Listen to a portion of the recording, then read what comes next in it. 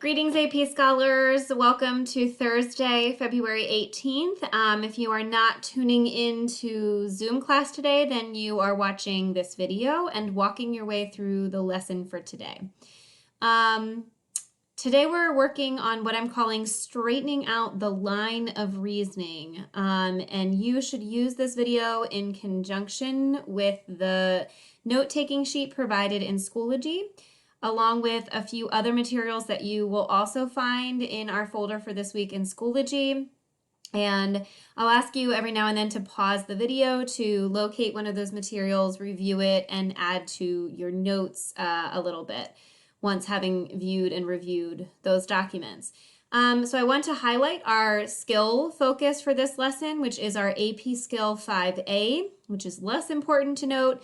More important to note is the actual skill itself, which is to describe the line of reasoning and explain whether it supports an argument's overarching thesis.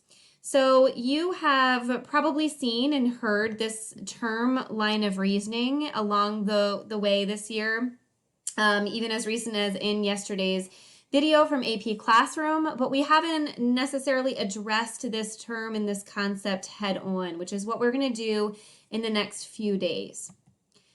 So as we get started here today, I'd love for you to pause the video and let's review the essential question first. So taking the language of our skill and turning it into our essential question. Our essential question for today and moving forward is, how do writers establish a line of reasoning that supports an argument's overarching thesis? And so certainly we are looking at this standard as readers, but we are also looking at this standard as writers, or this skill as writers. So we need to be able to identify a writer's line of reasoning and describe that line of reasoning. And when we are able to identify a writer's line of reasoning and describe that line of reasoning, the better able we are able to do that, the better able we are able to then establish a line of reasoning of our own within our own writing and our own arguments. So thus the essential question is framed from a writing perspective as opposed to a reading perspective, because it is inherently understood that first we need to examine other writers' lines of reasoning so as to kind of build our understanding and our ability to then use and implement lines of reasoning of our own. So I'd like you to pause the video and take just 2 minutes or so in your notes to define or describe line of reasoning in your own words.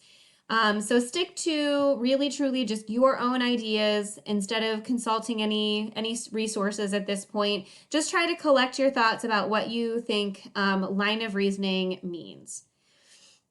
Once you've had a chance to do that, you have paused the video and you've come back at this point, or you need to do that and then come back at this point. Once you have your definition in your own words, I'd like for you to open up the line of reasoning explained document in Schoology. Take a few minutes to review it and add any additional notes to your note sheet that you find useful from that document. I'll give you a couple minutes to do this now, and when you're ready, you can come on back to the video and continue. So before we get too far into our lesson for today, I wanted to draw your attention back to the language of the AP scoring rubrics, where we first encountered probably this idea of line of reasoning. So I've highlighted for you the 4-point column here, because certainly we're striving to get the 4 points in this row B. And you'll remember that row B on every scoring rubric for AP Lang and Comp is always going to focus on evidence and commentary. And that is certainly where line of reasoning comes in. So you have this language also in your note-taking sheet, but I wanted to highlight it for you here as well. So when we talk about evidence this is the argument scoring rubric. So when we talk about evidence as you build your own argument on the AP exam, they're using this language to guide their scoring of your essay. So they're thinking about your essay. Does it provide specific evidence to support all claims in a line of reasoning? When they think about commentary, they're wondering, Do you consistently explain how the evidence supports a line of reasoning? And then when we take a further look down at the decision rules and scoring notes, that is also helpful as we establish our idea of line of reasoning and how it pertains to the scoring rubric. So essays that earn 4 points in this row uniformly offer evidence to support claims. They focus on the importance of specific details to build an argument. They organize and support an argument as a line of reasoning composed of multiple supporting claims, each with adequate evidence that is clearly explained. So when you look at the totality of these comments here, of these kind of scoring guidelines, you start to sort of see a cloud of words form around this idea of line of reasoning. We see terms like commentary, support, examples, explanation, explains, claims. And so all of these words pertain to the concept of line of reasoning. So bear in mind that this line of reasoning is a really important concept for AP Lang & Comp and on the AP Lang & Comp exam.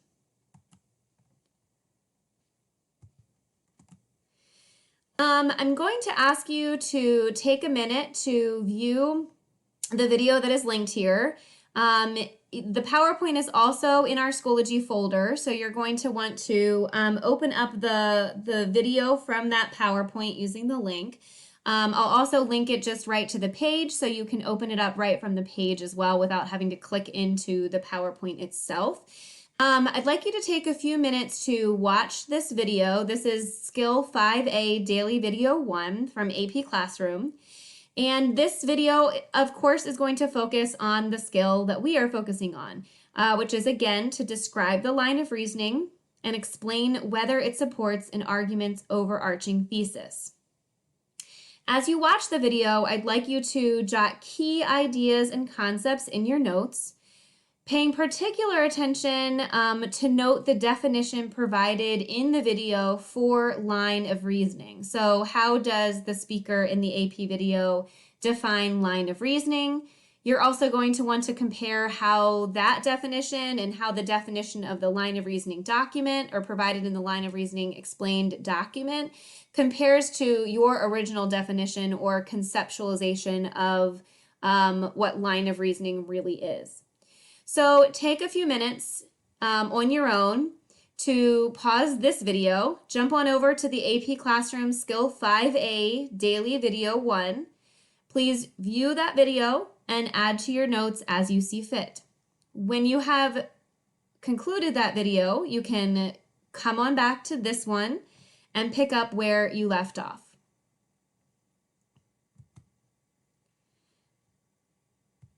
So yesterday for this class, you watched the faculty lecture video 5 from AP Classroom. So now you've had a chance to watch the daily video for today, paying close attention to the line of reasoning. And on the heels of that, I wanted to draw your attention to a few of the things that Professor Neal said in the video from yesterday, the faculty lecture video 5. Professor Neal said that a good eye sees detail. A good eye is trained, it's expert. It sees things that maybe others don't see because you've trained it to see those things. And so I think about, as I was watching these videos together kind of in conjunction with one another, I was thinking about how Professor Neal's explanation of what the good eye is really talking about focusing on the what of things, being able to kind of point out what a writer is doing. He encourages us then to develop a good eye for reasoning and organization specifically. So directly connecting to our discussion today and our exploration today for line of reasoning. He writes or said, we don't really see what a really interesting organization or a really complex line of reasoning might look like. So what he's saying here is basically that we read so many texts around us in the world around us, and texts, including all kinds of things.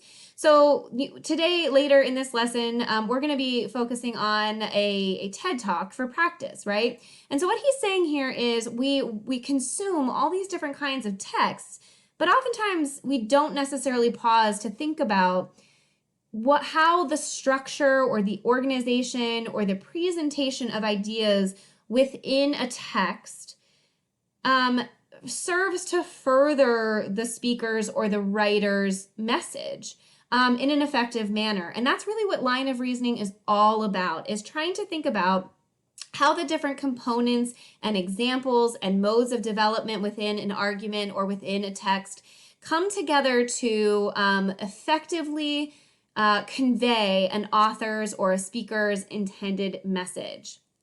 He goes on to talk about the curious eye, and he says, the curious eye asks questions about line of reasoning and organization and rhetorical situation.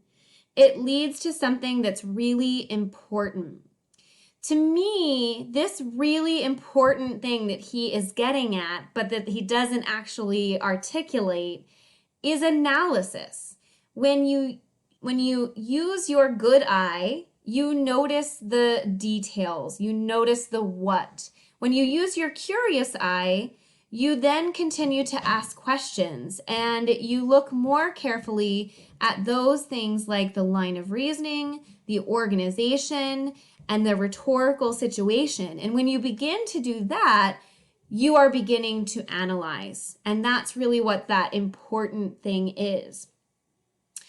He says to look at the text for content first and then look at a line of reasoning and how the text is organized, which is exactly what we're doing within this lesson. Last week we looked at the text, who decides what words mean, and we looked at it from our thematic focus, which is language as a system. This week we're going to be looking at it from a skill focus, which is this line of reasoning focus. So we're going to be taking a more careful look at that.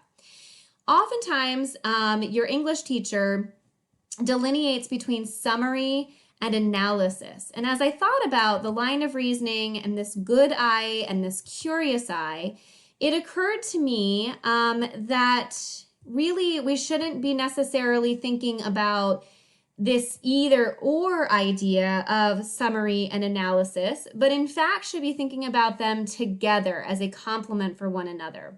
When I think about it in relation to the good eye and the curious eye, it occurs to me that summary is really the application of our good eye. We're talking about what a writer is doing, talking about the elements of the rhetorical situation. When we then apply our curious eye, we move into the realm of analysis. We're talking about why and how the writer does what they are doing. So for right now, I'd like you to pause this video, take a few moments to go into Schoology and open up the document Analysis versus Summary. As you read through that document, I'd like you to take notes about each method and how they connect to our discussion of line of reasoning so far. When you're done, you can come on back to this video and we'll wrap up together. So hopefully you've had a chance to examine that document that delineates between, or talks about rather, analysis and summary. And again, I want to think about these ideas not as mutually exclusive, but as that document says, complementing one another, working together to create a richer read of a text. So next steps, we need to develop a good eye that can articulate the what. So in other words, that's where your summary comes in. That's when you look at the rhetorical situation and all the elements of the rhetorical situation surrounding a text.